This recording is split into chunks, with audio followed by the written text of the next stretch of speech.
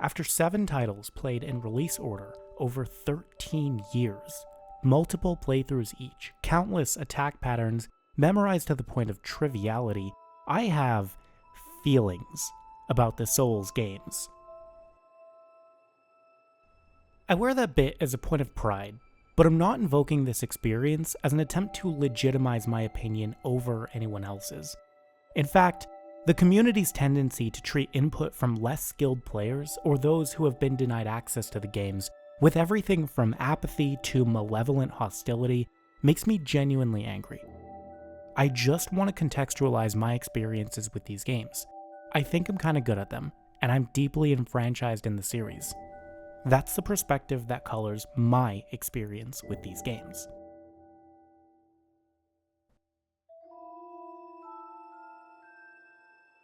As I rounded the corner on Elden Ring's mainline content, I struggled to parse my feelings about it. Because I was transfixed, I played nothing else. I finished a playthrough of Sekiro, which had been dormant for months, so that I could continue to say that I had played these games in release order, so it would continue to be true that I witnessed their evolution as it happened. But almost, just as quickly as I killed the final boss, I stopped really caring. And I don't know if, overall, I enjoyed my time with it. I definitely had my moments where Elden Ring either properly paid off on an experience I'd been hoping for since Demon's Souls, like felling dragons with arrows loosed from horseback, or just did the thing that Fromsoft has been doing since Bloodborne really, really well. But face to face with a game I didn't think would exist after the end of Dark Souls 3, I can't help but find myself overtaken with a deep disappointment. And honestly, one that I anticipated. Elden Ring is beautiful, expansive, and exciting. It's also repetitive, stilted, and mired in some new or recurring inconvenience in every 30 seconds of gameplay. It retreads aesthetic ground, it continues to withhold meaningful narrative motivation, its quest design is obtuse, its multiplayer systems are inscrutable when they aren't actively hostile to the player. Its user interface is on the bad side of fine. It routinely puts arbitrary blockers to your progress in front of you that refuse to respect your time, and it's a world that, while stunningly beautiful, will only ever reward your effort to exist in it by throwing another enemy with new attack patterns to memorize in front of you. Elden Ring, to me, is the latest entry in a series that refuses to iterate, and I think after 7 games, the bar should simply be higher.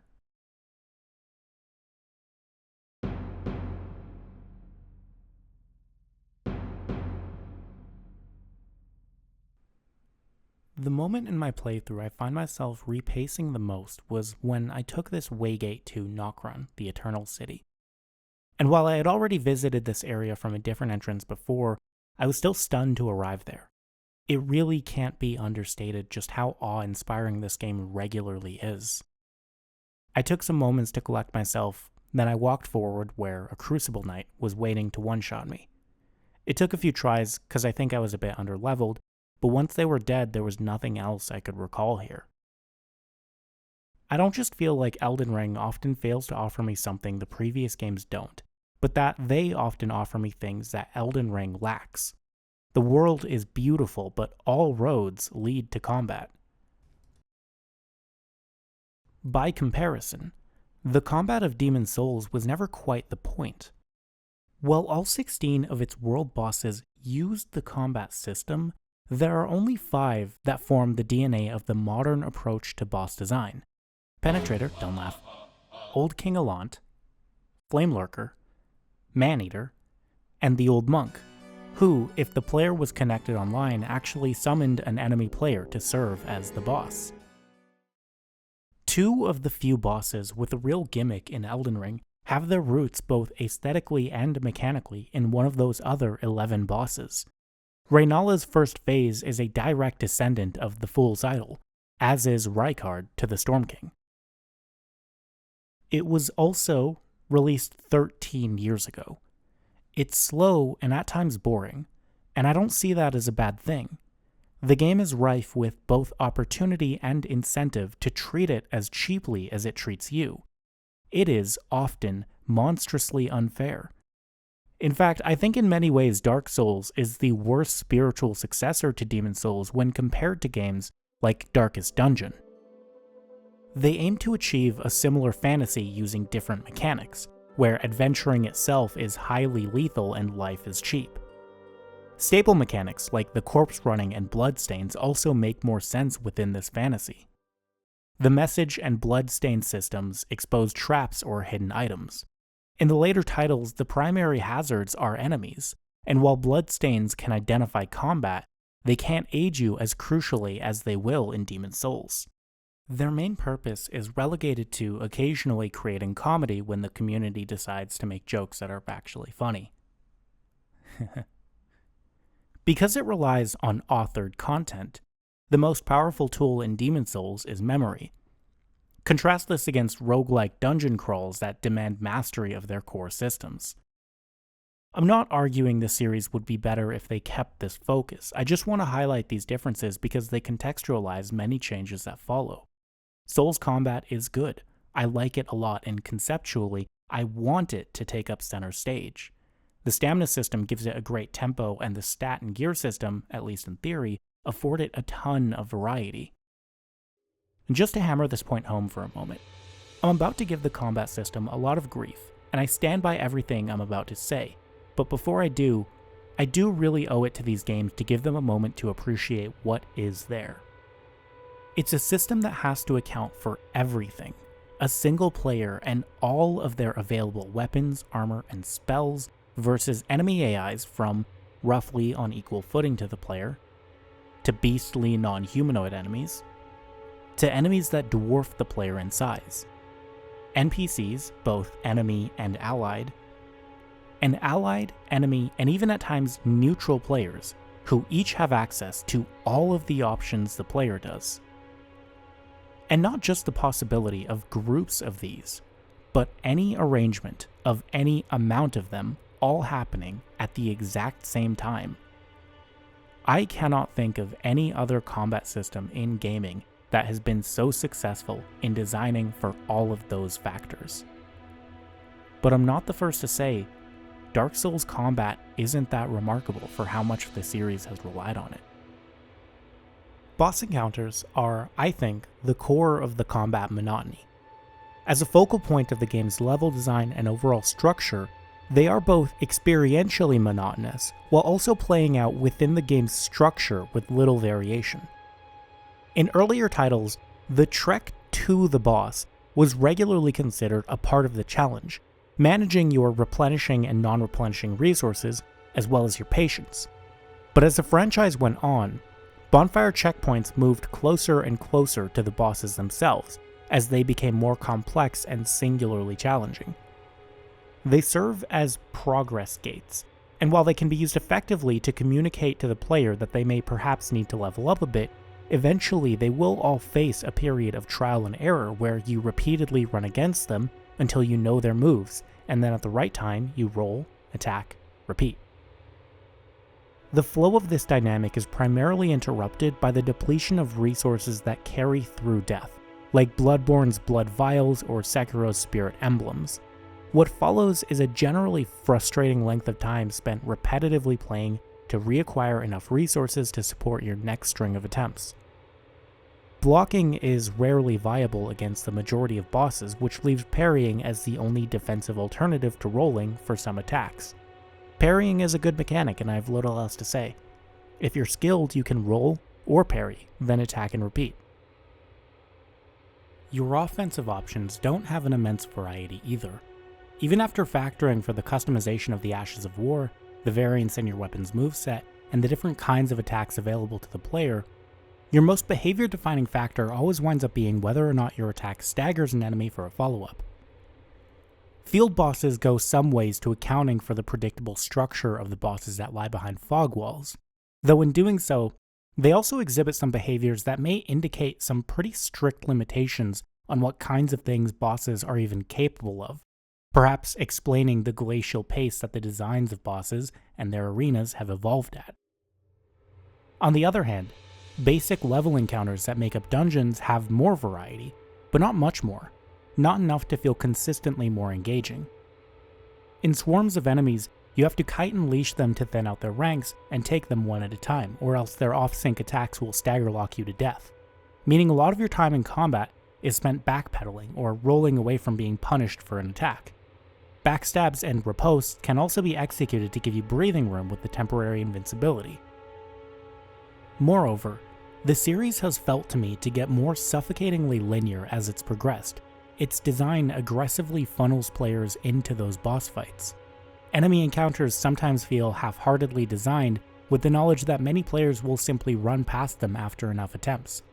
For some torturously long boss runs, I can scarcely imagine doing anything else. Sometimes that offers its own unique and memorable experiences, but if huge amounts of a player's experience with your combat-focused game is spent circumventing your combat encounters, I'd clock that as a problem. In a game with a janky combat system that encourages you to treat every encounter like a puzzle to be solved, using tactics and tools as underhanded as those you're facing, kiting, leashing, and the invulnerability can be accepted as a part of the fantasy. And again, released in 2009. But in a game that seems to want to make you a legendary warrior facing down demigods, these tactics increasingly feel like gamey interruptions to that fantasy. The deliberately awkward timings fit in here too. The lack of ways to vary the challenge enemies present are why I suspect the attack anticipation delay has become so mimetically pervasive in Elden Ring. It's a reliable way to pad out time spent fighting bosses, to introduce more error into the trial and error. Because of the way the game conditions you to play, there is no correct response based on reflex skill alone when fighting a new enemy or boss. They each have attacks that require the player roll reflexively at the first tell and attacks that punish reacting instead of observing. Sometimes to recover from an attack you need to roll immediately to avoid successive ones. Sometimes rolling to recover will land you right in the attack's path again. Bloodborne made healing extremely fast, presumably to cut out the risk involved in trying to heal and keep the player up to speed with the rest of the game. Dark Souls 3 and Elden Ring have kept the fast healing, but enemies have also been tuned to punish it. The only discernible intent behind the design is that the player fight the bosses enough times until they're capable of anticipating through a memorized awareness of the AI behavior which attacks are coming up next. I can't overstate just how harshly the game shatters my belief in its fiction when I watch a demigod repeatedly wail on my corpse in fixed attack patterns, abruptly pivoting back and forth as those attacks carry them across their target location. The Souls games have most problems I have with Sekiro, but Sekiro lacks many that I have with Souls. Obviously. The question Elden Ring and Dark Souls 3 leave me with is why I wouldn't just play a better action game, and Sekiro is a much, much better action game. Where many regarded Bloodborne as a radical departure from the formula, Sekiro genuinely is. Beyond the fixed character, nothing about the organization of the game, the arrangement of its features that funnel you through encounters and towards bosses is different. There are still boss runs where you avoid combat to preserve resources, you still beat them through trial and error, observation and memorization, but you also have so much more to try. A redesigned block and parry system hones in on the relentless aggression and allows for viscerally rewarding feedback.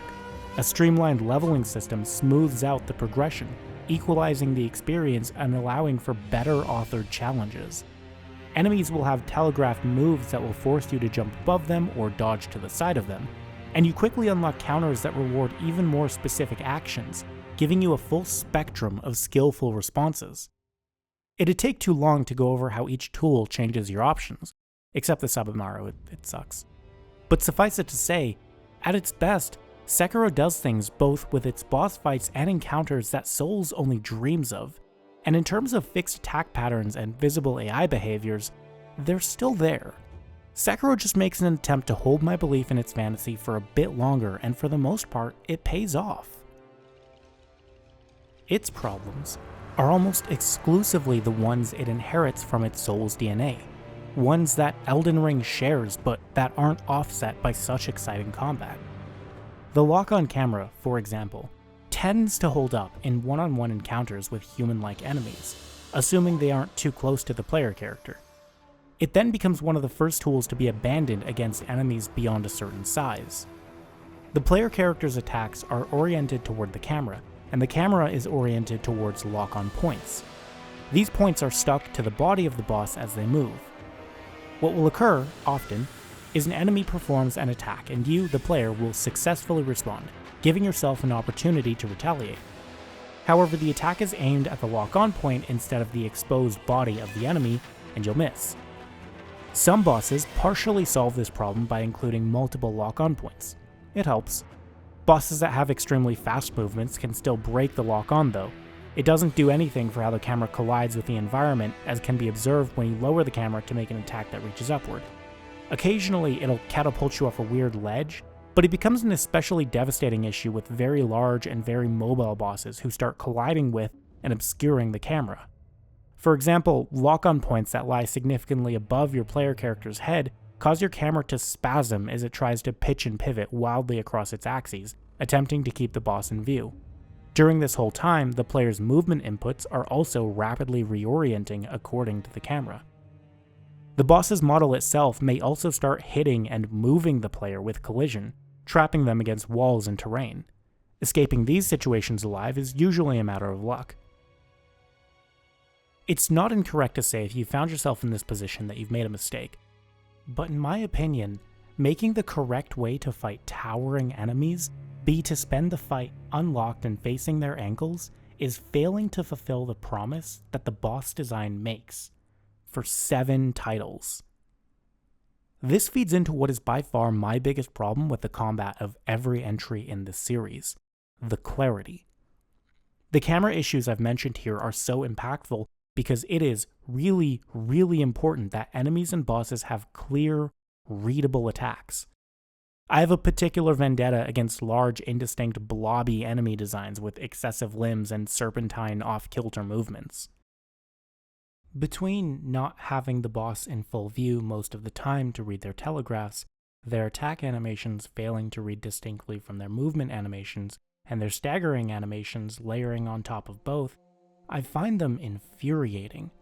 Depending on the design, it can even become difficult to tell when an attack is even happening and why you might have taken damage in one instance and not another. The first advice I was given for Sekiro is that you're probably not being aggressive enough. Rely on parries over dodges and attack more than defend. So that's what I did. I still followed the basic tenets of Soul Combat, by defending when an enemy was attacking and then retaliating while they were in recovery or in a particularly long anticipation attack. But what was new is that they would often cancel their animations, or I would stagger them out of them. And while Sekiro's combat eventually clicked for me, I never made any headway to understanding why and when these enemy behaviors would show. There's also this icon that will pulse above your character when an enemy is going to do a perilous attack. Heavy thrusts have to be dodged to the sides, sweeps have to be jumped above, grabs have to be dodged, like, at all. And this lightning attack is so badass, like, holy shit, you jump into the air, block it, and then send it the fuck back. And it's a serious shame that the jump mechanics are so wonky that it's almost harder to actually get hit with it and use the reversal than it is to just dodge, but still. Those are the correct responses. It follows that if you don't perform one of them when prompted, you'll be punished, but I've dodged thrust attacks by dodging away from them. I've dodged sweep attacks by dodging to the sides. I've dodged grab attacks and avoided them. I've staggered enemies out of all types of these attacks, or just held the sprint button and gotten away from them. And in all cases, I've performed the correct responses and still been punished. I generally understand that this usually has to do with weird targeting, movement, and terrain behavior.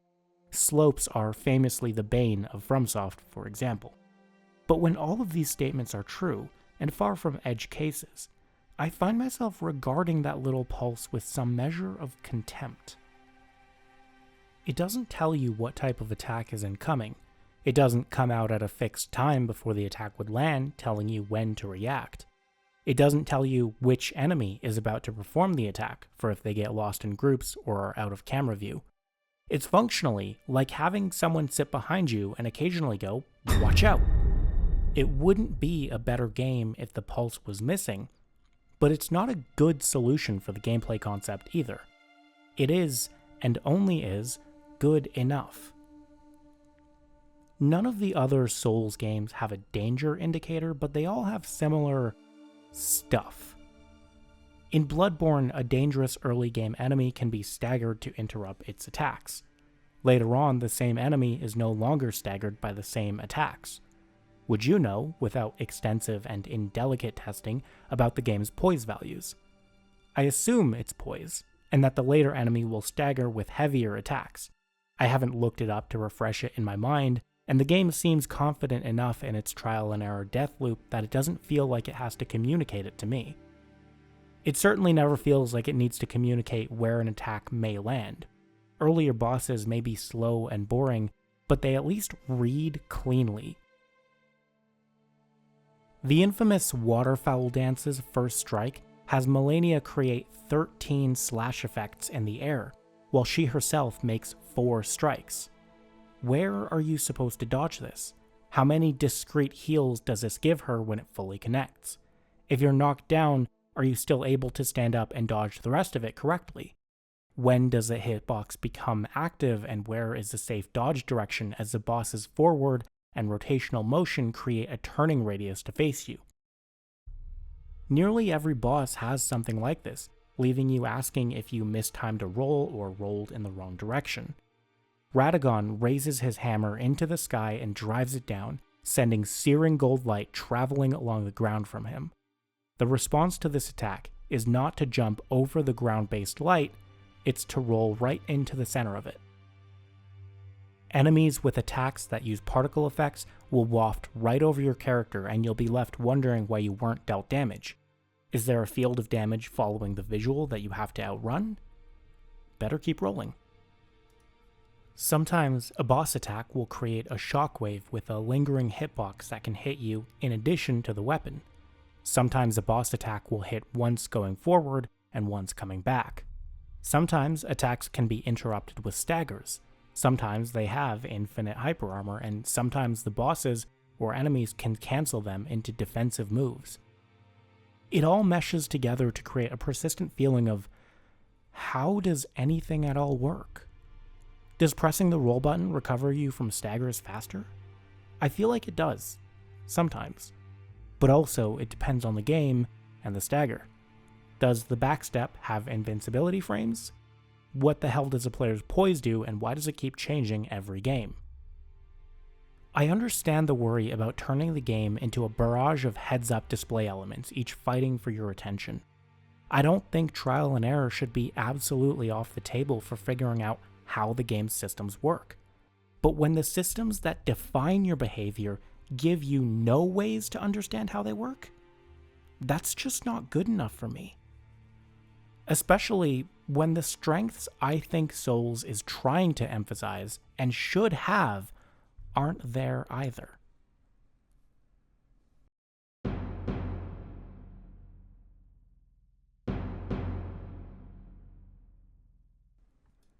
I'd heard it argued that the Souls games got more aggressive because Miyazaki realized rolling was the correct and fun way to play, and shields were the wrong and unfun way to play.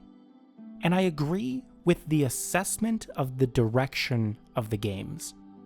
My contention is that this focus on speed and reflex creates that correct way to play, and that kind of fucking sucks to me.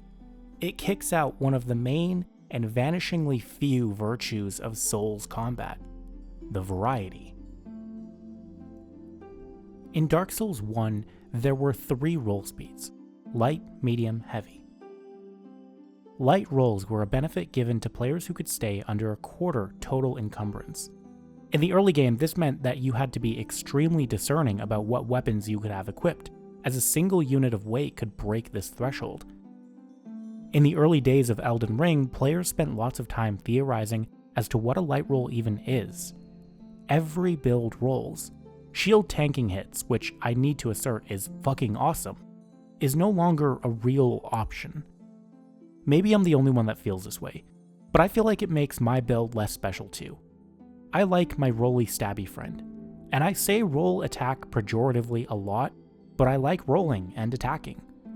When it's a core and expected mechanic, it feels less like a rewarded strength for choices I made and trade-offs I accepted. Rolling as a dynamic was as developed as it would ever be in Dark Souls 1. I would have loved to see its dominance broken up and its power distributed across other mechanics, and possibly new mechanics that could make other archetypal fantasies, such as the immobile armor tanks, more viable and rewarding to play. I also want to indulge myself quickly to talk about what I feel is a very aesthetically homogeneous range of player wardrobe options. Thankfully, the art direction of the game holds up, and is less concerned with raw technical fidelity as the Demon's Souls remake had been, but the game is still dominated by plate mail with flourishes of capes and cloth. I won't argue that these elaborate and grandiose stylings are anything but a personal preference thing. The Souls games have all had their share of fashion that can be conservatively described as extra. But I actually credit the series with a lot of my preferences for reserved or understated character design. Before Souls, I never blinked at wearing fantasy Batman armor in Skyrim, but since Demon's Souls, I found myself gravitating towards gear that looks consistent with the world. There's no denying that these choices in clothes and armor are consistent with Elden Ring's world. There just seems to be little space in that world for people who want to ditch the plate armor to not look like a somersaulting boulder when they dodge. Bloodborne is definitely more aesthetically homogeneous in its wardrobe options, but Elden Ring has by far my least favorite fashion Souls, Elden Bling, in the entire series, and that kind of surprised me. When I first encountered the tailoring tools item and the altering armor mechanic, I thought it was a brilliant solution to avoid having the game's wardrobe be dominated by texture swaps of the same model of armor, and allow the player to slightly adjust the coloring of items to fit their desired look. Turns out, it just lets you remove the cape on some armors. Neither of those problems were solved. It's a foundational conceit of the Souls formula that the player is in immense control of their own difficulty. In some ways, one could argue that those less viable or dominant playstyles are an important mechanism for that difficulty control. Sorcery and Faith classes have a myriad of weapon options that give them the ability to slug it out in melee combat just as effectively as dedicated melee builds, whose only range options are consumables, bows, and crossbows, all of which are hobbled by an excess of hoops to jump through to achieve minimal rewards by comparison. Your hard mode isn't a hard mode, it's a playstyle. I would rebuke that the control over difficulty the player has is granted evenly to all playstyles through the leveling system, but the requirements and rewards of that system are not so even. To one playstyle, not having the damage to face a particular boss could mean swapping some spells. To another, it may mean hours of grinding for upgrades and levels and consumables. The way difficulty is derived is in the contrivance, the polish these mechanics lack, not in any deliberate sacrifice the playstyles make. You may also contest that the player is expected to use leveling to increase damage, health, or access new strategies to challenge an encounter as they need. There isn't supposed to be distinct playstyles. There isn't supposed to be discrete builds. Your class is dependent on what you have equipped. And if you want to twist the knife in particularly deep, you can mention how this was a goal dating back to Demon's Souls. Here, I must concede and admit, my contention goes deeper than an imbalance of playstyles, than some having it easier than others, because that would be an easy problem to solve. The player is given all of the tools to do so inside the game, inconvenient as they may be. The unambiguous strength of Souls combat is its variety, its choices in playstyle. Your character and your playstyle aren't just your own, but the game presents a compelling case for every weapon, armor, and spell within itself. I think that strength is eroded by the numerical systems in place: player levels, weapon and gear upgrades, and scaling enemy health and damage. One of the plainest ways I can point to is how experimentation is disincentivized by the weapon upgrade system. When you encounter a new weapon, there is no way to tell which one will ultimately provide the better damage output. Certainly not when one has a few levels already in the other. It deals more damage now, but will it when I upgrade the other to the same level? They scale differently, so what about when my stats that determine my damage output also increase? I can't make a decision without getting locked into the consequences of that decision. There's no way for me to compare my choices to inform that decision. All weapons have these scaling stats, indicated by a letter. But like Sekiro's danger indicator, A, B, C, D scaling doesn't tell you anything useful about the weapon. In Dark Souls 1, the compound bow has C scaling in both dexterity and strength. Yet it gains more damage from dexterity, and there's no way to tell that before you've leveled into them. Some factors are agnostic to the numbers. Every single weapon in Bloodborne is entirely unique in moveset and appearance, and I love it. For the rest of the titles, some weapons of the same class will have different movesets that may be the deciding factor between them. For huge amounts of the game's options, though, they are so functionally indistinguishable from one another that their driving numbers are the only factors more important than their appearance. Deriving common points of comparison requires reining in tons of variables stratified across countless systems. These are the items that are used as the primary reward and motivation for exploration. Yet the player is taking a gamble every time they decide to invest levels into any given weapon or stat, and the price for making a mistake is hours spent grinding or farming to recover the lost materials. No game has any system to allow you to reassign upgrade materials when you realize a mistake, which are in most games the more impactful resource compared to character levels. Elden Ring, Dark Souls 2, 3, and arguably Demon Souls have character respecialization systems. Needlessly, infuriatingly inconvenient systems. Hell, in Dark Souls 3, using it will fail a quest line for you. But they're there, and they allow you to correct mistakes in your leveling once they've been noticed. Dark Souls and Bloodborne afford you no such decency.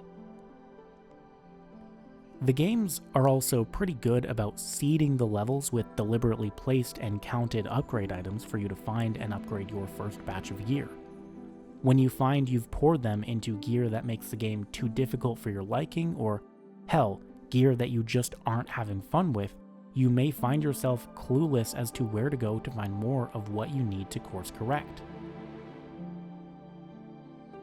I think it's telling that Elden Ring's two systems where the variety is truly borne out are the ones that require no upgrades to experiment and compare.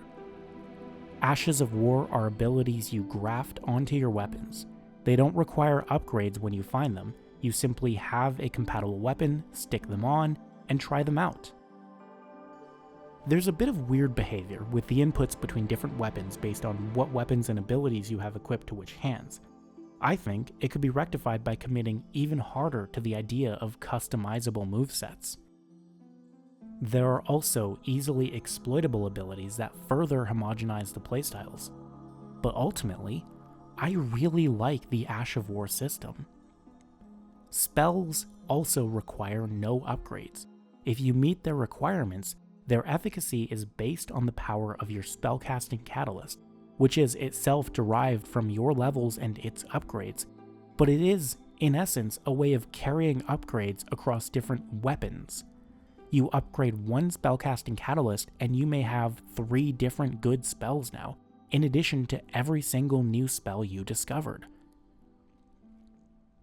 I hope it's apparent I don't just view this as a matter of difficulty and balance. If you choose wrong, you can wind up with weapons and gear that are too weak to progress. It can make the game too difficult, and correcting it is too time-consuming. I think this is true, and I also think it's rare. The games feel designed to instill in one a feverish persistence. While I think that choosing equipment so poorly as to block yourself is rare, choosing poorly enough to make the game way harder on yourself than it needs to be, that's gotta be pretty common. When it happens, the introduced difficulty isn't elegant, largely because I think the difficulty in the games overall isn't elegant. Combat's difficulty is derived from it testing your patience.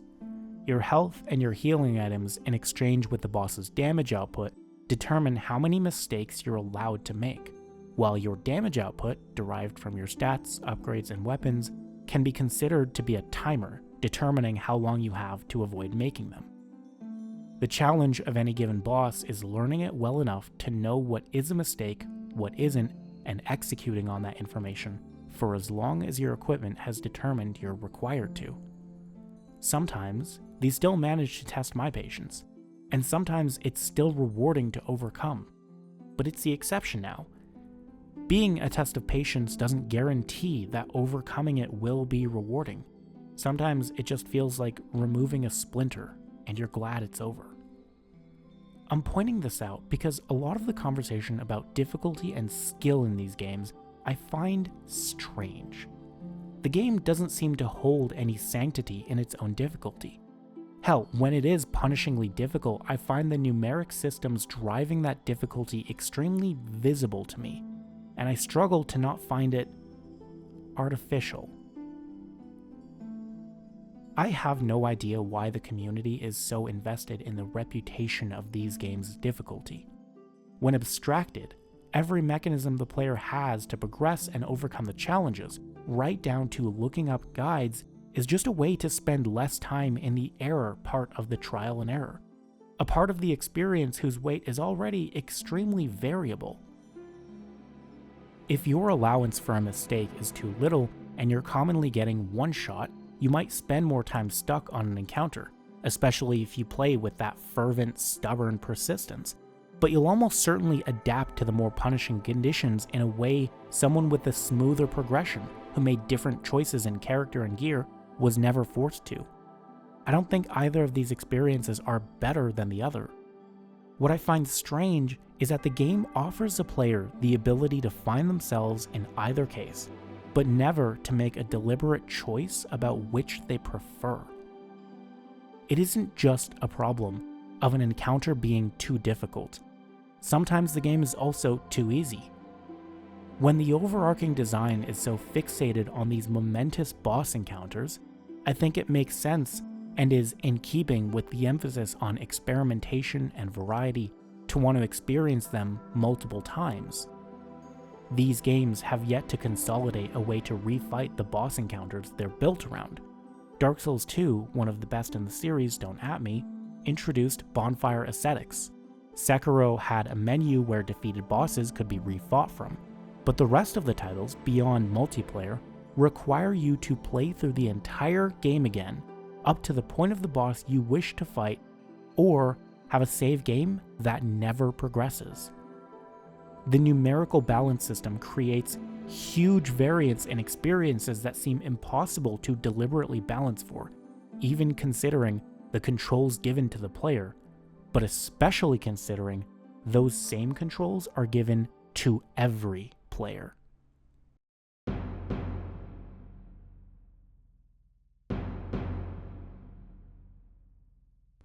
I know that to a lot of people who play these games, they are, without any ambiguity, single-player games.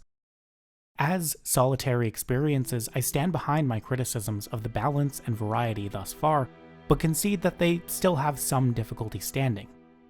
But more than anything, experiencing these games with other players is what makes that matter to me. The multiplayer system of Demons and Dark Souls remains one of the most ambitious and creatively inspiring multiplayers I've ever played. online interactions were supposed to be a seamless addition to the player's world. When I read a description of the mechanics, I get an idea of players drifting into, out of, and between worlds. Online play was also supposed to be a kind of resource. The player could assist another and in doing so return to their own world with familiarity of the obstacles ahead and some resources to aid their progression. Or invade and kill them for the same. I'm sure my most controversial take so far will be that the multiplayer never really worked out. Game after game saw contrived multiplayer systems that sectioned out the player base, even within a single platform. Mechanics that offered the player no clear understanding, that demanded they engage with slowly updated wikis and tutorials that held the latest, incomplete understandings of multiplayer items, summoning and invasion ranges, covenants, and item level-based matchmaking that all changed title to title, and then competed with other, more invested players to derive the most absurdly optimized build by either spending unreasonable amounts of time playing the game in the least intuitive manner to prepare to play with and against other players, or to just cheat. This is another case of small miracles because it technically worked. You could, and many did, play these games with and against friends and have fun doing so. But I don't think there's any way to honestly engage with the totality of this franchise's multiplayer experiences that doesn't identify them as failing at more goals than they succeeded at. And I feel this is borne out in the overall apathy towards those systems, the tendency for the community to not even discuss them when they talk about these games. I don't want to claim that people are wrong to see these games as single-player games, and to thus not have many of the frustrations with them that I do, but I do think there's something missed by doing so. In fairness, it is extremely difficult to have any sort of conversation about multiplayer. I thought to give a brief recap of the mechanics, but even constrained to a single game, even with the benefit of years and years of communities deciphering them, I simply couldn't relay the scope of one myself. It isn't exceptionally hard to understand the basics. Every game has some prerequisites that need to be met before you can play with other players. You need to have a resource, an online item, and likely the world boss needs to be alive. It doesn't sound like a lot, but this is already one of the most fundamental and consistent problems. Even though there are incentives and rewards to playing online, the multiplayer isn't designed to be played. Except in the rare cases where there are fire and forget multiplayer items, such as rings that, while equipped, have a chance to summon you to another world, you have to have a checklist on hand and an immense amount of patience. Whether you're placing your sign for someone else or searching for one to enlist help, if you're looking to meet players in game and aren't lucky enough to be playing on release, on the most popular console, title, during peak hours, in the right level ranges, or just lucky enough to connect at all, you will be waiting. And if I'm made to wait this long every time I attempt to help, enlist help from, or fight another player, I'm quickly going to learn to just not. I wind up saving multiplayer for those times when I'm getting a bit bored and remember, oh yeah, this is a mechanic. I attempt to find someone to play with for 2 hours and then forget about it for another 20. But there were more opaque systems beyond the basics of how to play with other players. There's no describing how important password matchmaking was when Bloodborne introduced it, but to demonstrate my point here just a little, I know Elden Ring removes level and gear restrictions for password matchmade players, but I'm not sure if that was introduced when the feature was, or for that matter, which title introduced gear level matchmaking. The wiki page for the Way of White Covenant in Dark Souls suggests it expands your matchmaking range to make cooperative play easier, but only for members of the same covenant, the Warriors of Sun, and Princess Guard. I don't know if the gear matchmaking that was introduced in the remaster is affected at all by this, and I vividly recall a ring in Dark Souls 2 that was meant to do the same. I don't think I need to point out that this is only adding complication, additional layers and checks to memorize. I do think it might be missed that these mechanics are meant to be a difficulty slider, allowing players access to more players for cooperative play. It's a powerful leg up to offer, but these mechanics are even more inscrutable to the players who will need that assistance the most. The Covenants don't tell you that they make it easier to connect to other players, they don't tell you what they do at all. The ring that makes connecting easier? When you put it on, you're prompted to select a god. You'll connect easier to other players who have selected that god. The ring doesn't tell you that you will no longer be able to connect to players who have not put this ring on, or who have chosen another god. If I hadn't just looked it up, there's no way in hell I would have remembered that. Gear level-based matchmaking was definitely absent in Dark Souls, and it caused genuine problems to the game that I'll get more into, but its absence and then inclusion in the PS4 remaster is at least more than a little responsible for that game's sheer emptiness. I'd heard the game be derisively described as a port, and was disappointed to find it wasn't true.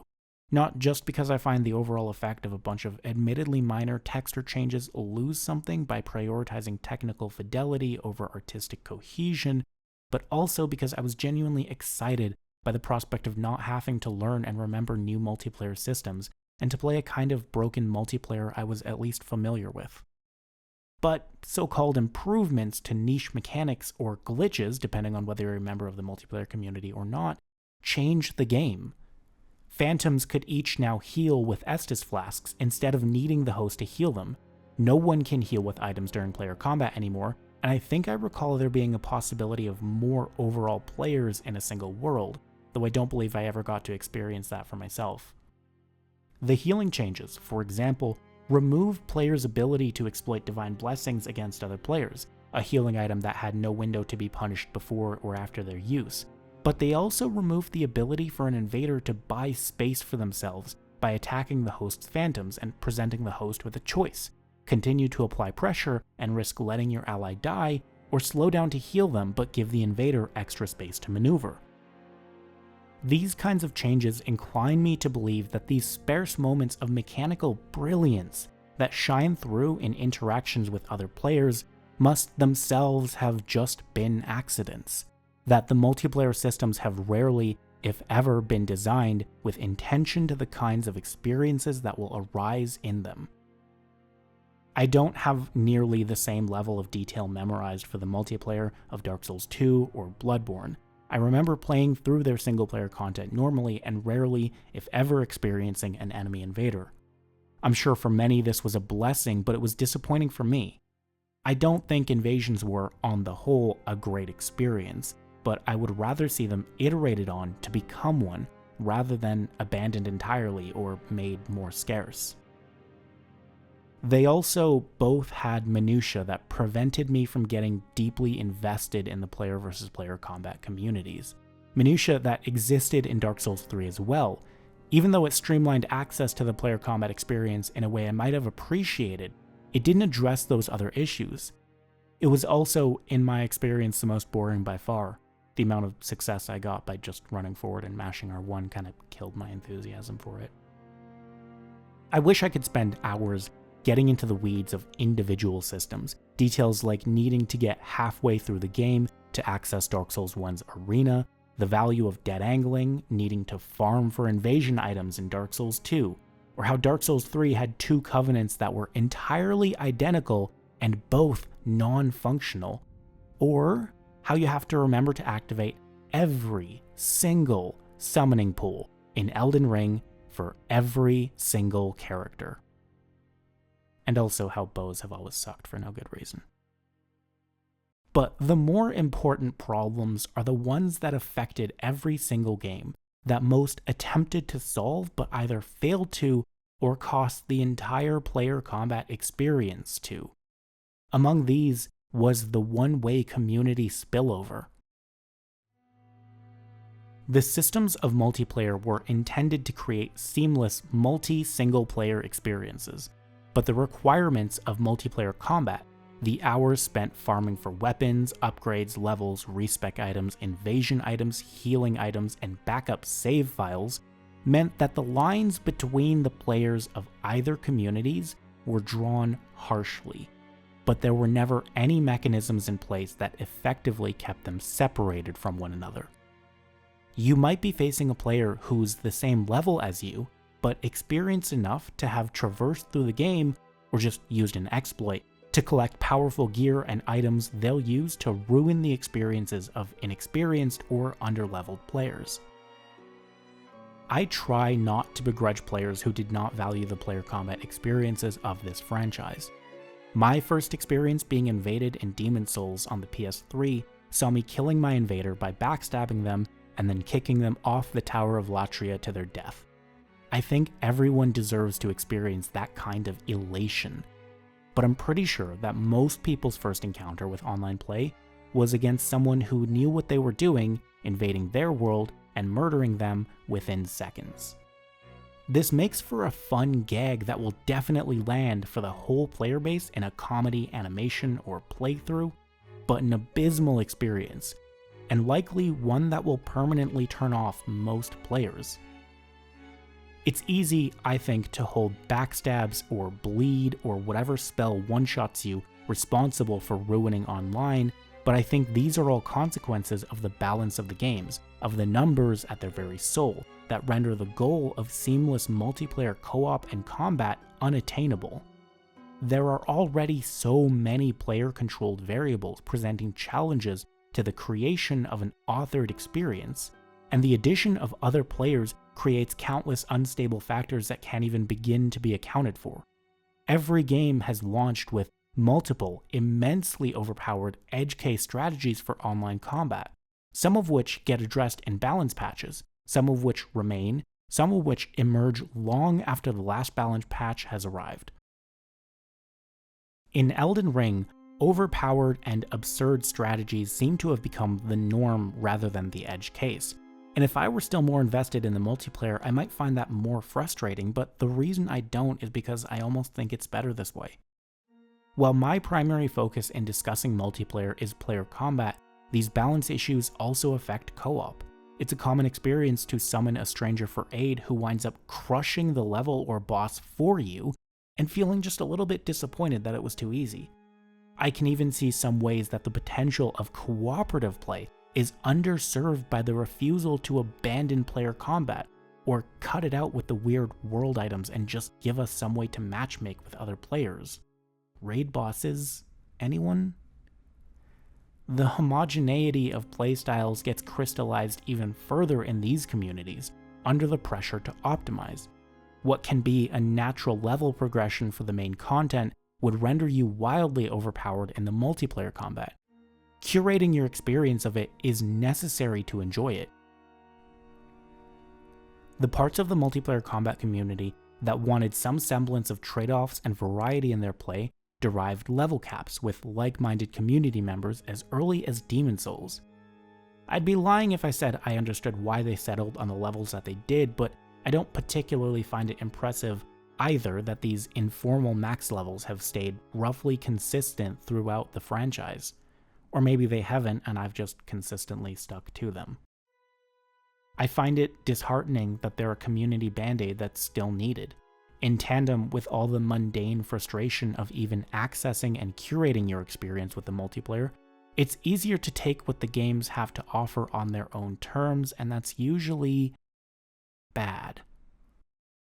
In the Dark Souls 1 PvP community, a user by the name Dom Thy Bomb released an edited save file called a Megamule that could be loaded onto anyone's console. Hacking was nothing new by this point. Plenty of players were capable, but the specific purpose of this save file was to give the PvP a chance. It included the max number of unique characters, each with maxed out souls and multiple copies of every item and resource in the game, save for those which were easily exploited or were not meant to exceed a single copy through any means. It was meant to allow players to easily experiment with a variety of builds and items and to jump straight into playing with other players. If there was any doubt that the game had failed to achieve a seamless cohesion between player versus player and environment gameplay, this file becoming as widely available as it was put the last nail in the coffin. I think it's obvious by this point which community I spent the most time in, and I credit this save file almost exclusively for that. Sure, life also made it difficult to keep up with other games' online communities as they released, so I don't want to deny their existence. But that's kind of my point. I know that player versus player balance is a much bigger design topic, not limited to the confines of the Souls franchise. But when contemplating the scope of them, the ambition of the concept, and the potential I still see, I can't but be deeply disappointed that this aspect of the games that I loved so much never evolved to be more than a sometimes fun, sometimes frustrating, always janky gimmick. When Sekiro was announced to not have any multiplayer, I was expressing my disappointment to a friend who said to me in response, if they were capable of making a good multiplayer, they would have done so by now. I find myself agreeing. Setting aside that it wasn't the kind of game Sekiro was, its omission of multiplayer was almost a mercy. I know I said I would rather see invasions iterated on rather than abandoned, but honestly, after all this time, my fragile heart just can't fucking take being played with anymore. One might be inclined, or I might hope one is inclined, to wonder what it is I even liked about the Souls franchise player combat, considering how long I just spent criticizing it. I don't know. If pressed, I will point to how duels in the first Dark Souls had a kind of weight, along with an action-reaction tempo. The closest thing to its gameplay I've experienced since would have to be For Honor. I like that game, but by comparison, I still find something missing. There's a rigidity to a dedicated fighting game system that's absent in Souls combat, specifically Dark Souls 1. Every entry following it hasn't felt quite right to me. Too slippery or floaty or weightless. I struggle to describe it, any of it, outside of such vagueness. The community had taken broadly to two ideas of what player combat would look like: duels and invasions. These were a method of managing expectations. For an invader, all bets are off, all strategies are fair game, healing, buffs, ambushes, but for duels, the main rule that was consistent was to not heal. Some people also preferred to avoid buffs and limit backstabs, but that was case by case. I enjoyed both, but it was these kinds of duels that captivated me. Partially because I think 1 versus 1, the game kind of fell apart if both parties were playing completely without mercy. It doesn't take a lot to break these games. In that setting, there was a healthy amount of spacing, feints, baiting, whiff punishing. It just felt good. With enough game knowledge, you could even assess certain strategies' effectiveness against your opponents through their gear, predicting the effort it may take to stagger them because of their armor, or knowing their spells are going to hit extra hard because of their catalyst. As time goes on, I have difficulty arguing that it was good on its own terms. I acknowledge the effect nostalgia plays, but if I can't convince you, even after setting the parameters and recognizing what was broken, showing you the game in action, I can at least assert that there was enough there to warrant the desire to see it become good. Maybe I'm just not playing the right games, but in the decades since Dark Souls, I haven't played anything that came close to what its player versus player combat promised, not even Dark Souls. It's been a long time since I've heard someone talk in earnest about immersion in games, but it applies here too.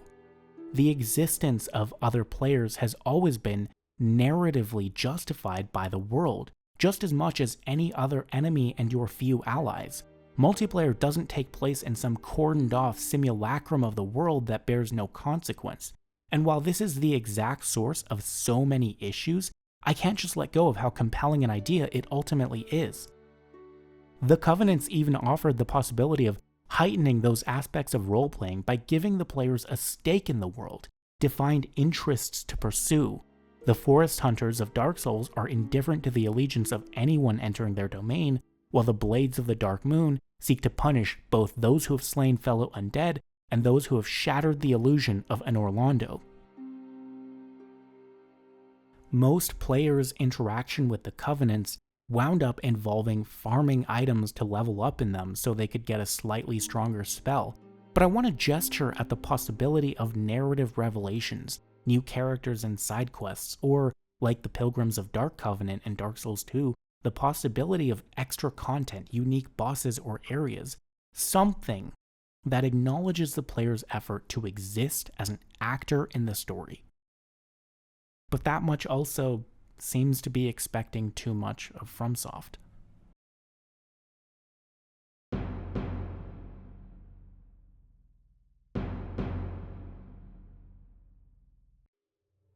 The narrative content of the games are the aspects of them that I can make the fewest broadly appropriate comments on. The effects and mechanics have on the games and their narratives change drastically as they interact with each other, and playing them in order may give you an appreciation for some recurring motifs, but each story stands independent of the other. I don't think Elden Ring's narrative works in some ways that are unique to that narrative. An understanding of the proper nouns, major characters, and major events that construct the history of the lands between is crucial to ensuring many of the game's moments of self-serious grandeur land, but those understandings are undercut by the FromSoft commitment to vagueness, to theme and atmosphere. The stories that get told are often decent enough, if a little too reliant on nihilistic tragedy for my tastes now. I like Fia, Bach, Alexander, Millicent, and Nepheli, and there are several stories throughout the games that stick with me, like Artorias, Lucatiel, and Eileen, among more. While I still think the storytelling of even those questlines could be improved, the overall uncertainty just works better, I think, in a world of gothic turned eldritch horror, or a fallen kingdom of legends and folklore. I reached a point in my playthrough where I found myself deriving more entertainment from how committed Elden Ring is to its grand reveals, when the audience can't reasonably be expected to have the slightest clue why they're supposed to matter. To be clear, the Souls games have always been thematically dense, Elden Ring included, and I've loved them for it. But I think it's a difficult argument to make, Sekiro excluded, that they've ever been especially good at storytelling. For the most part, I also think that hasn't been especially to their detriment until Elden Ring. What makes it frustrating then are the improvements that gesture at the possibility of stronger storytelling or even role-playing, options that expand the viable storytelling toolset without compromising the feeling of soulsiness. Ultimately, this is a problem I've had with every entry in the series, but Elden Ring brought to the forefront. The games all have quest items, quest givers, and sometimes dialogue options. Elden Ring even introduces quest markers. It can spawn special enemies, rearrange objects and items in an area, let you summon or encounter non-player allies, invade non-player enemies, give you choices that influence the behavior of NPCs and the outcomes of their stories, turn friendly characters hostile and vice versa, even interact with the world using emotes and spells.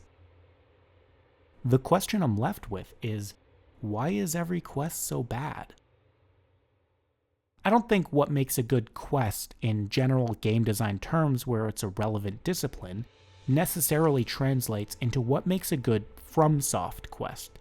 They have always prioritized immersion, and that's what I love about them. I even admire a bit their commitment to that approach. Unlike a weapon inventory system, immersion isn't a concrete mechanic, it's atmospheric, the consequence of a series of large and small decisions. I understand the reticence to make or want traditionally good quests, when being untraditional is what made the Souls formula. But take the much beloved Sif cutscene, for example. Sif is a mandatory boss in Dark Souls, and aside from a pretty gut-wrenching second phase where, in contrast to modern bosses, Sif is too weakened to fight back, they're a pretty normal fight with a cool intro where the big dog grabs the sword and squares up. If you play the Artorias of the Abyss expansion pack first, and encounter Sif when traveling back in time, then they'll remember you when you go to fight them in the present. Instead of the normal combat stance, Sif will slowly approach and let out a mournful howl of recognition.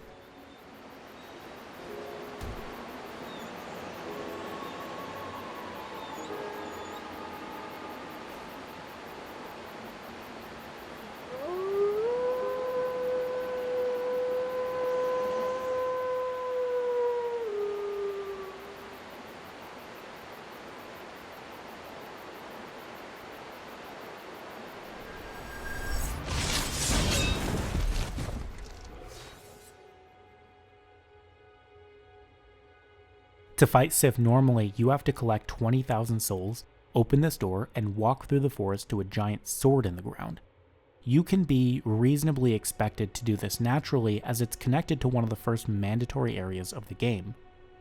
To get the special cutscene, you have to mostly ignore the forest when you're likely to first encounter it.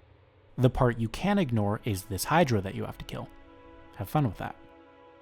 Once you've killed it, you have to reload to spawn a golden golem, which, once killed, will spawn an NPC.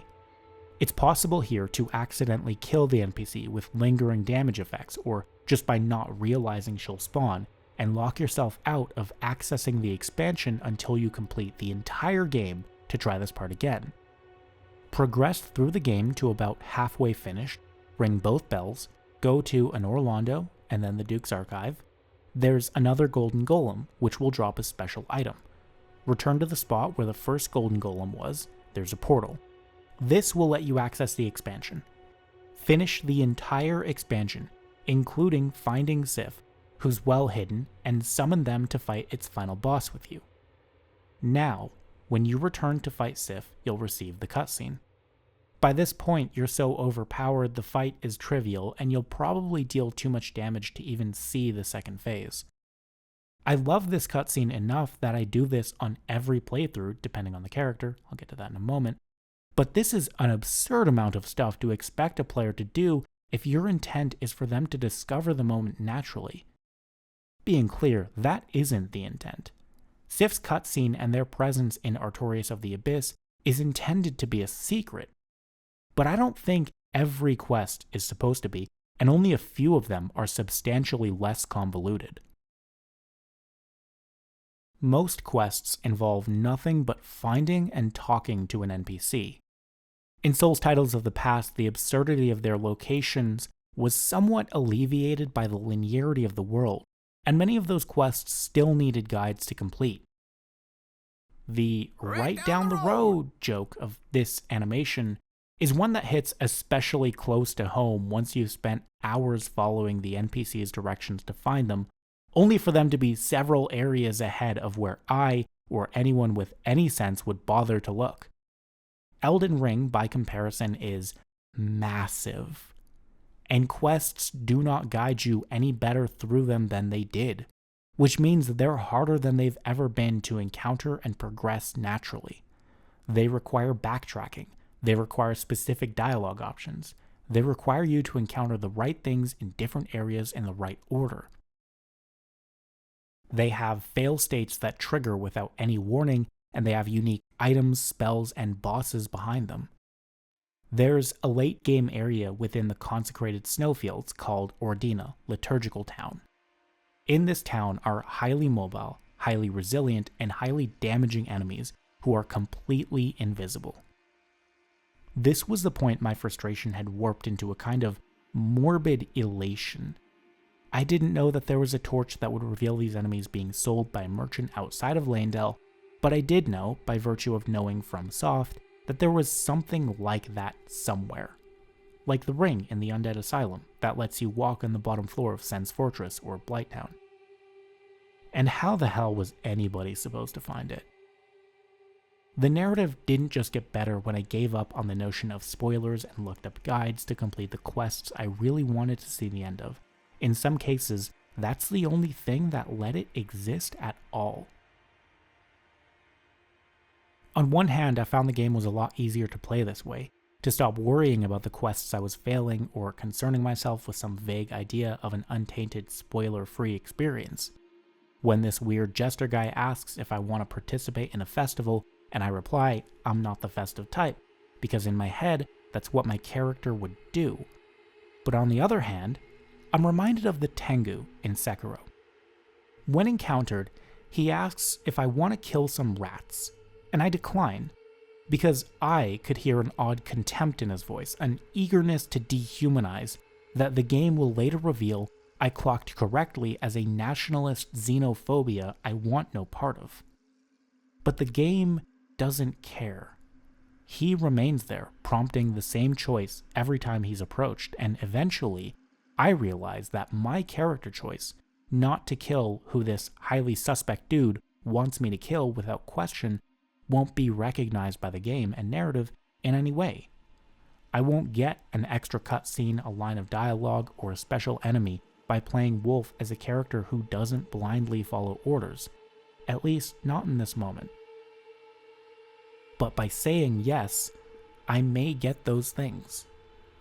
The games condition you to recognize the intended responses, to say, yes, I'm here for the festival. Yes, I'll approach the cliff that the suspicious dude says there's treasure over. Yeah, I'll kill these what you call rats, regardless of what one may think their character would do or what the player may want to do, because the alternative is too often that nothing at all happens. The game does not progress until you say yes and you lock yourself out of content for no benefit or alternative. In one of the few effectively presented decisions of the game that leads to one of the few actually rewarding endings, I was prompted several times to turn back from a point of no return. When I saw this gate in the distance, I didn't dare to approach because I didn't want this ending. In another game, I would praise that moment.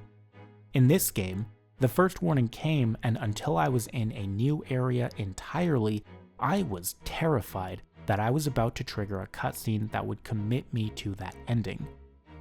In another game, perhaps I'd have had the option to reassure Melina, no, I don't seek the frenzied flame. And depending on the character, that reassurance may be honest or your moment for one last petty betrayal. Not that it's necessary here. I like the frenzied flame ending the most.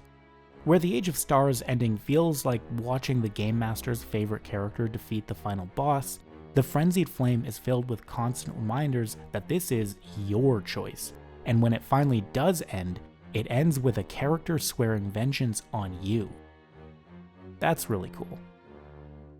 But despite what I did enjoy of these storylines, too often they ended, as many stories in the series do, with nothing but an enemy to fight. The game's emphasis on combat comes at the expense of what narrative is left. No matter how intricate and nuanced the world and its inhabitants, you can have certainty that nearly every important figure you meet, you will kill. In Dark Souls 1, heeding Priscilla's plea and leaving is one decision I make, time and time again, because while Ariamis' painted world gets echoed repeatedly in the dark and snowy lands that succeed it, this act of whatever you want it to be, compassion, mercy, fear, exhaustion, represented by the choice to not fight, that doesn't ever return with the rest. In an early area of Dark Souls 3, as you are approaching this gate, there are these hollows approaching it as well. The gate opens, and dogs and assassins march out to kill them. The hollows don't defend themselves, but I, and many other players did. I still think about the brilliance of that moment. Not every moment needs to find closure in a line of dialogue or a quest reward, withholding recognition or validation of the choices you made, but still presenting them, is what sometimes gives Souls the ability to be as quietly contemplative as it often is. Players will always have enough context to justify why they chose or chose not to kill Priscilla, Ebrietas, or the Ancient Dragon, and presenting these fights as choices adds value to them as fights too. They become decisions, distinguishing them from content that you simply missed.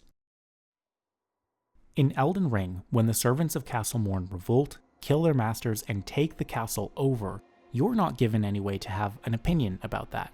You put them down like any other enemy.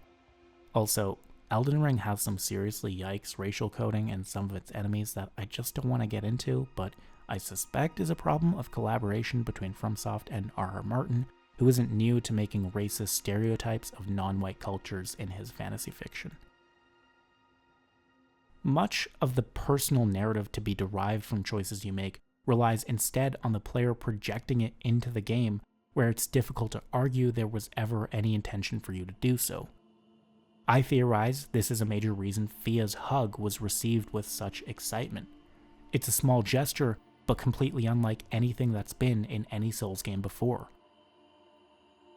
The Baldachin's blessing may have an effect on gameplay, but was that the reason why you remember this moment, or was it simply that someone in a FromSoft game offered something so simple as a hug, and you could actually accept? I also love that the Spirit Ash jellyfish you're given in the early game has a narrative payoff in the late. It makes me wish that the Spirit Ashes overall were capable of speech, perhaps invoking their stories in their item descriptions depending on when and where you summon them, or building a relationship the more you call on them for aid. This game rarely approaches such opportunities to make choices, which make the few cases where it does stand out, and not in a good way. They suggest a more involved, more individual narrative that these games have the ability to tell. If you've thoroughly explored Raya Lucaria before encountering Ranni, you can tell her you know who she is and what she's done. By the time it's a thing that's possible in the game, I've already made my peace with the content I'll miss. This one moment doesn't change my mind either, because for every moment like it, where the game responds to your exploration and discoveries, and few things come close, there's another dialogue option that refuses to disappear, another time you check in with your hub world NPCs and find them the same dialogue vending machines you left them, another playthrough you make with a different character, only to find most of your relationships to the non-player characters identical simply because there's no other way for that story to play out.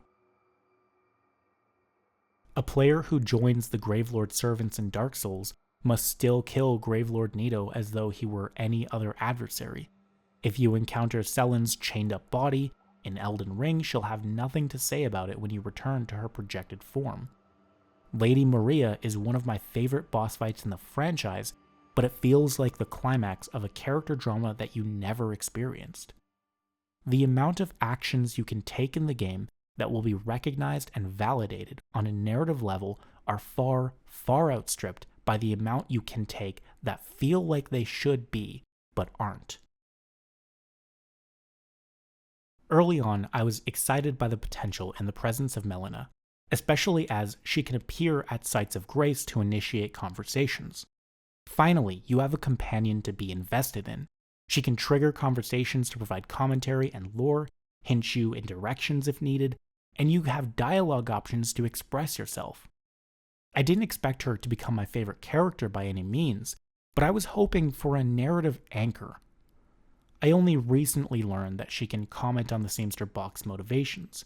She provides a few updates on the progress of the main story and dialogue if the Talk to Melina option is selected at specific locations. Churches of America, I believe. I encountered one of these conversations naturally, but as I've previously mentioned, the absurdity of scrubbing through the game for hints of narrative fulfillment that amounted to so little of consequence meant I started to simply overlook them.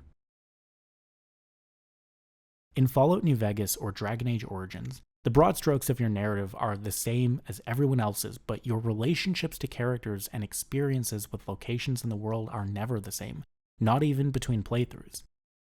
You could call that comparison unfair. I'm only invoking two of the most esteemed AAA role-playing games in generations, but I don't think it is.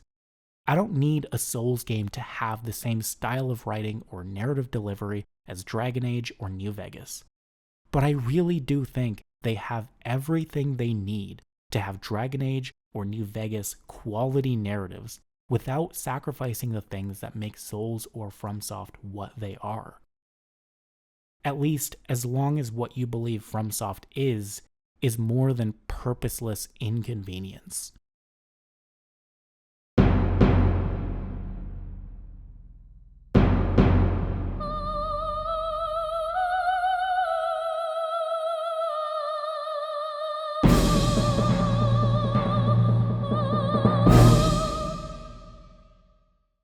I love Dark Souls, and one of the many things that it told me, one thing that I will one day come to terms with, is that I am a human who will decay.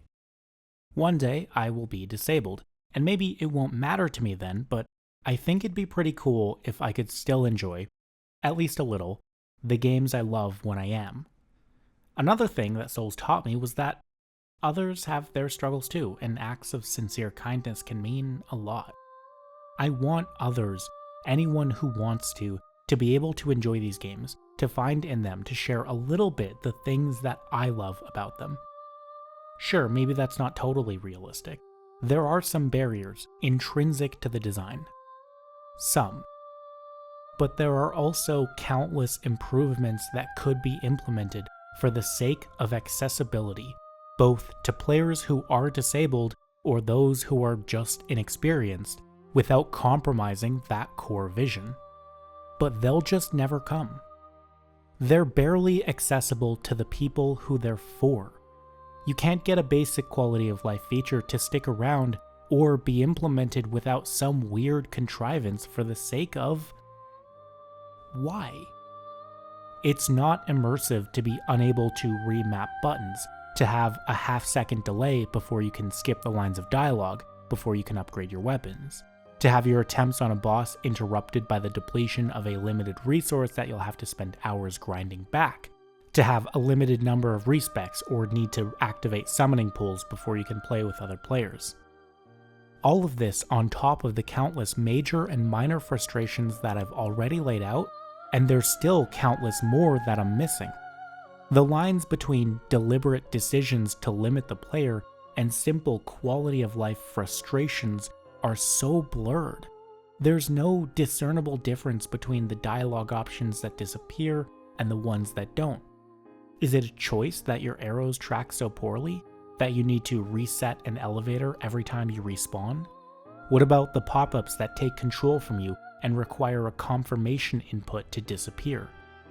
Your inability to perform running or jumping attacks with your offhanded weapon as you could in Dark Souls 3.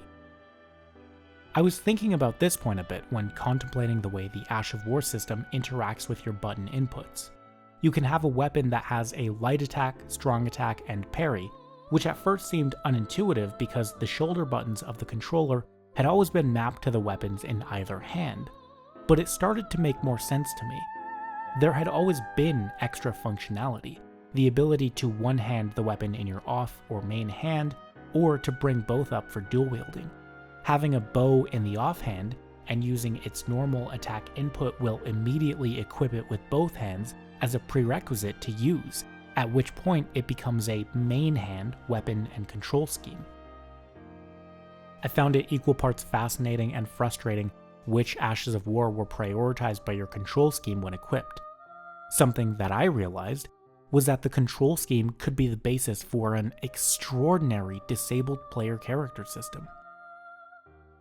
Disability is a huge theme throughout Elden Ring, from massive characters like Millicent or Melania to Rogier's decay starting in his legs, to these gargoyles that don't have them, the sightless finger maidens, this prophet guy, this boss with a sword leg prosthetic that you can then put on your hands. If you only had the equip slots of one arm, lost the ability to two-hand or dual wield, your character would still have everything they need to complete this game.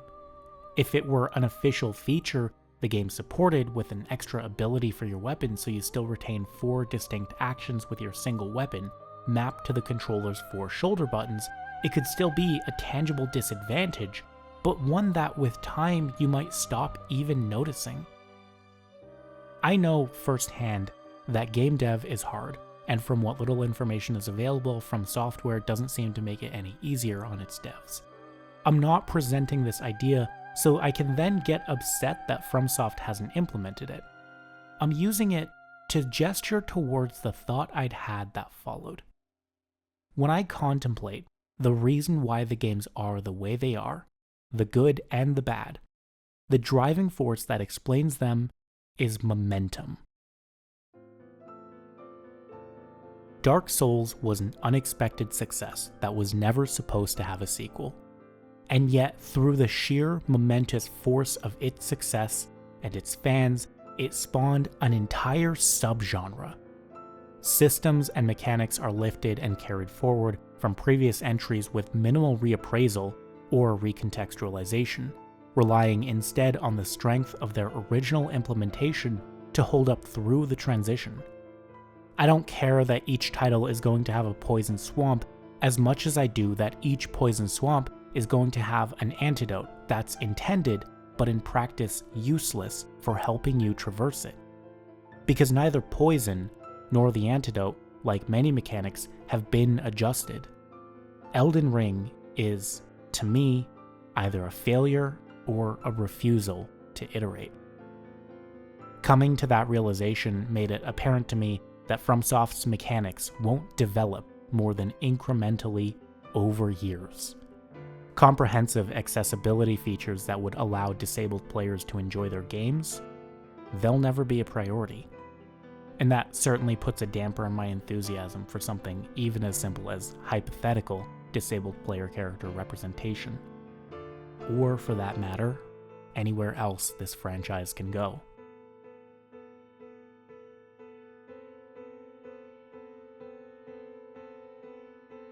I fell in love with Demon's Souls because when I played it, I hadn't played anything else like it. It was unique. It activated my ideas. FromSoft's titles have been some of the most formative for my sensibilities in gaming and game design, and in some ways my entire sense of creativity. I know it's unfair to expect a franchise to capture and recapture me like this over and over again with each entry across the years, as it's changed and as I have. And I don't. I didn't. What I ultimately resent is that Elden Ring represents the crystallization of this franchise as one of AAA prestige whose sequels come regularly, changing and updating incrementally, but largely content to coast on the same components arranged in the same ways, failing to solve fundamental issues that date back several titles or more, and slowly, subtly introducing new ones as prior designs are integrated into new titles, losing important context in the process. It's the origin of and highest budget entry in an entire subgenre, and not to push the comparison, but the fans are absolutely insufferable. I want to give this game so much credit. It's a franchise as big as it is that doesn't have microtransactions or in-game purchases. It's an open world that isn't dotted with on-rails activities and checklist collectibles. It's far from my favorite UI in the world, but it isn't a nightmare of menus and icons that sacrifice usability in order to funnel you into a storefront. As a game, it's confident enough in itself to just let you miss content. As a AAA gaming entertainment product, it's one of the few that aims to succeed on nothing but the initial point of purchase and its own quality. That's worth something. But I wish it wasn't. Dark Souls 3 was one of the most disappointing games I've ever played. But it was a Dark Souls game, and by the end, I loved it too. It said to me to let go of what I hoped the future would be. It said to me that it was okay for something to not be what I wanted it to be frustrating and disappointing, but also to end. And once it did, you could look forward to something new. I don't really know what Elden Ring wants me to look forward to. Thanks for watching. So, I wrote this script a long time ago. And as I edit it, after having seen a trailer for Elden Ring Night Rain that has me genuinely excited, I'm faced with a question as to whether I still agree with it. Night Rain looks fun, experimental, social. It looks unlike anything in the franchise that's come before, and that's interesting. I do still stand by everything I've said here, but I'm willing to be proven wrong.